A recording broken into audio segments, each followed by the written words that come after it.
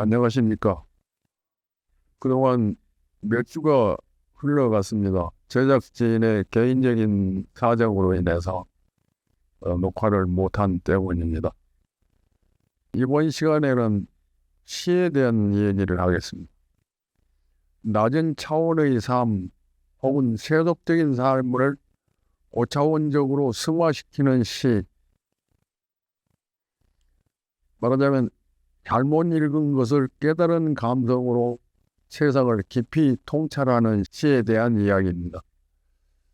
먼저 예문을 듣기 전에 여기 써 있는 하자를 보세요.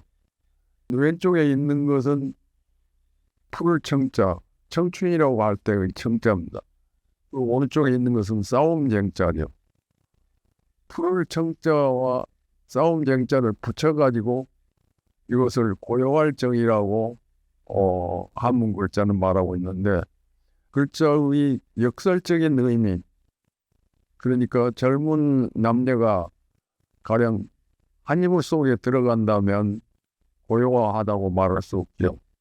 치열하게 서로 싸움을 하고 그 사랑이 다 타고 재가 되었을 때 고요해진다는 그런 뜻입니다. 그러니까 상당히 역설적인 의미를 지니고 있습니다. 시에도 이런 역설적인 의미를 지니고 있는 시가 참 좋게 읽힙니다. 먼저 예문을 한번 읽어보겠습니다. 여러분들이 잘 아는 이야기 시입니다. 들어봐 주세요. 2024년 4월 총선에서 탄핵할 만큼은 아닐지라도 압도적인 승리를 거둔 거대 야당 편인 한 시인이, 늙은 시인이 자기 절친에게 보낸 메시지가 있습니다. 사람들이 키우는 귀여운 개는 자기가 주인의 종이라고 생각하는데, 고양이는 주인이 자기의 종이라고 생각한다네. 이런 메시지를 보냈는데, 그것을 받은 절친이 답신을 보냈습니다. 뭐라고 보냈냐면, 크게 얘기했지만 오히려 크게 진 듯 우울했는데 그대의 문자 메시지에 빵 터졌네.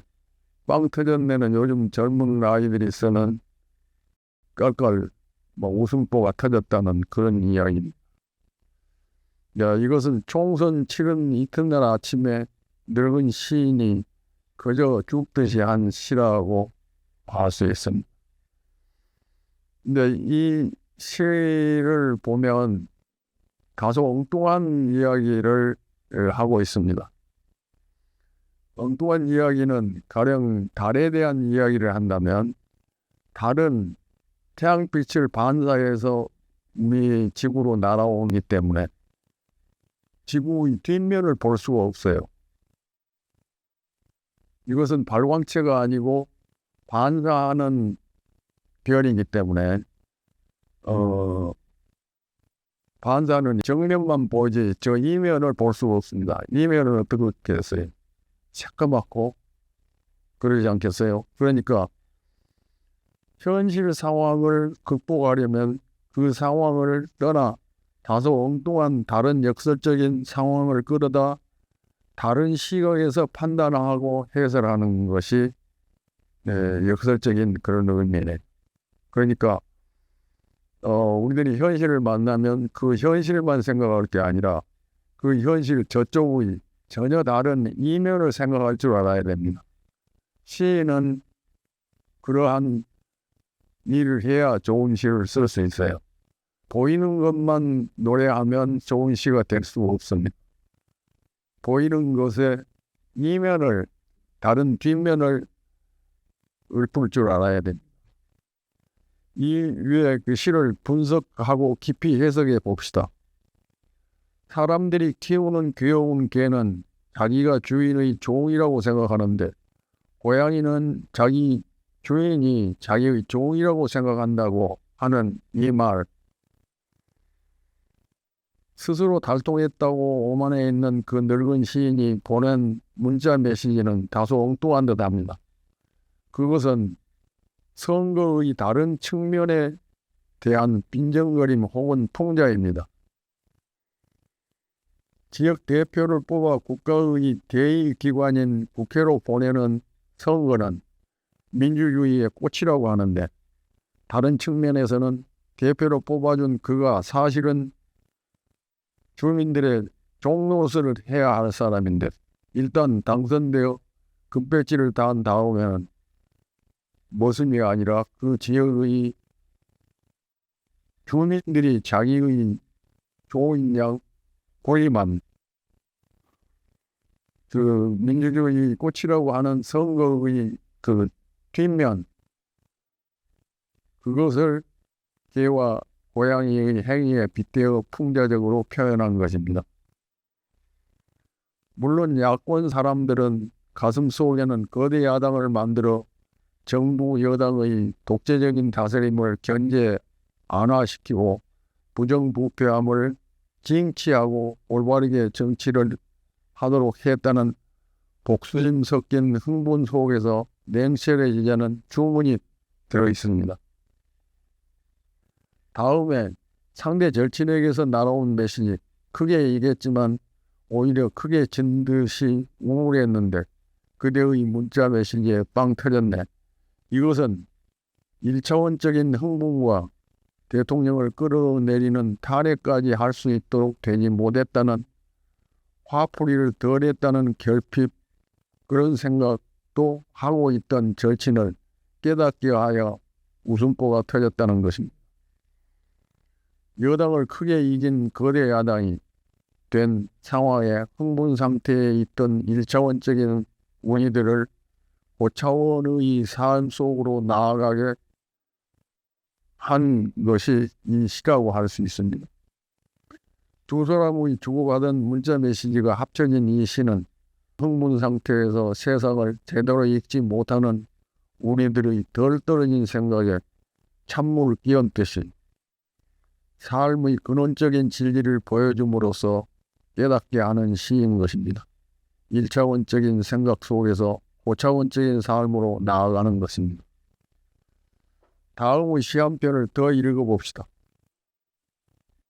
서울 아들 둘이 할망구 다 된 제 엄마만을 모시고 동남아 4박 5일 여행을 떠난 지 사흘째 되는 날, 아내와 절친한 이웃 할머니가 지나가다가 하루 세 끼 모두 아내가 준비해 놓은 것을 꺼내 전자레인지에다 돌려먹고 지내는 망구 시인에게 한 군에 가지 그랬소? 하고 허들을 꺼낸 다음 귀신이나 도깨비들이나 알아들을 말을 남기고 갔다. 혼자 거시기하기 쪽간 머시기하겠구만이라. 이것이 시 전문입니다. 이것도 달 저쪽에 새까만 이면을 보여주고 있는 그런 시인 것입니다. 사람은 언제든지 현실적인 것만 보지 말고 현실적인 것 이면에 들어있는 본질, 그것을 깨달을 수 있어야 됩니다. 이 시는 이야기 시입니다. 시에 서사, 이야기가 들어있다고들 말하는 산문시입니다. 시골에서 아내와 둘이 살던 망구 시인이 아내와 아들들이 동남아 여행을 떠난 뒤로 혼자 밥을 끓여 먹고 지내는데, 그런 삶이 구차하고 그렇지만 그 망구 시인은 어떤 자유인가, 혼자만의 자유, 혼자만의 절대 고독인가를 느끼고 사는데, 그걸 즐기고 사는데 아내의 절친인 이웃 할머니가 지나가다가 말을 건넨 겁니다. 혼자 거시기하기 조금 머시기 하겠구만이라. 이 말 속에 모든 것이 들어있습니다. 노인이 혼자 살기의 외로움, 밥 끓여 먹기의 괴로움과 동시에 겪는 자유와 절대 고독. 그러니까 아내가 떠난 뒤로 혼자 사는 즐거움도 있어요. 그러니까 혼자 사는 즐거움은 그 혼자만 느끼는 절대 고독을 즐기는 시인입니다. 그런데 재미있는 것은 거시기와 머시기라는 두 단어의 애매모호함 속에 들어있는 어떤 뜻과 거기에 숨어있는 유머를 해악이죠. 그리고 익살, 그리고 기질, 위트라고 하는데, 망구 시인이 당하고 있는 현실적인 괴로움과 혼자만의 외로움에는 망구 시인만이 즐길 수 있는 어떤 알 수 없는 얽매임에 노연하기, 그러니까 삶의 얽매임에서 노연하기, 일반 사람들은 이해하지 못하는 것입니다. 이 시에는 망구 시인이 당하는 현실적인 괴로움과 외로움도 있지만 망구 시인 혼자서만 향유하는 즐기는 자유와 낭만이 있습니다. 그 시를 쓰고 있는 망구 시인은 혼자서 빙그레 웃고 있는 것입니다. 왜 그렇게 했는가를 이태백의 시를 인용하여 설명하겠습니다. 그 시는 어쩌면 이태백의 시 산중문답을 연상하게 합니다. 그 이태백의 시 산중문답을 우리말로 번역해서 읽어보겠습니다. 백산 산골에서 사는 나에게 어찌하여 벽산에 사느냐고 묻는데 나는 그냥 웃기만 할 뿐 대답을 하지 않지만 마음은 한가롭다. 여기 백산은 복사꽃잎 물에 떠서 흘러 멀리 사라지는 그러한 인간 세상 아닌 별스러운 천지이므로 나만은 그 동경 같은 복사꽃이 물에 떠서 흘러가는 그런 것을 즐기는 혼자만의 즐거움을 그 밖에 사람들이 어떻게 이해할 것인가. 그래서 왜 혼자 사느냐고 물어도 대답하지 않는다. 그리고 웃기만 한다. 제가 작가실에 토굴에서 혼자 지내고 있으면 저에게 묻습니다. 혼자 살기 외롭지 않아요? 저만 누릴 수 있는 자유를 모르기 때문에. 이 시를 쉽게 다시 해석하면 이러합니다. 시인인 나 이태백에게 왜 공백한 산에서 혼자 사느냐고 물으면 그 시인은 그냥 웃기만 하는데 그것은 까닭을 말해보아야 그들이 알아듣지 못할 터이니 그냥 웃기만 하고 대답은 않는다는 것입니다. 복사꽃잎 물에 떠 흘러 멀리 사라지는 여기는 인간 세상 아닌 알 수 없는 천지가 아닙니다. 낭만적인 무릉도원 같은 분위기에 취해 살고 있는데 그것을 일반 사람들은 이해하지 못합니다.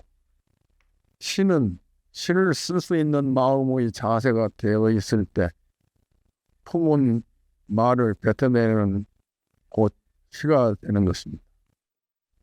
늙은 아내를 아들을 따라 동남아 여행을 보낸 다음 혼자 사는 망구 시인의 현실적인 괴로움과 외로움과 나만 아는 절대 고독을 즐기는 상황은 시가 될 준비가 되어 있는 상태인 것입니다. 여러분들도 마음속에 시가 될 준비가 되어 있는 일을 만들어 보시고 그것을 뱉어 읊어보십시오. 좋은 시가 될 것입니다. 오늘 좀 장황하지만 서사시, 그러니까 이야기가 들어있는 시에 대한 이야기를 했습니다. 이 강의가 여러분들에게 도움이 되었으면 좋겠습니다. 감사합니다.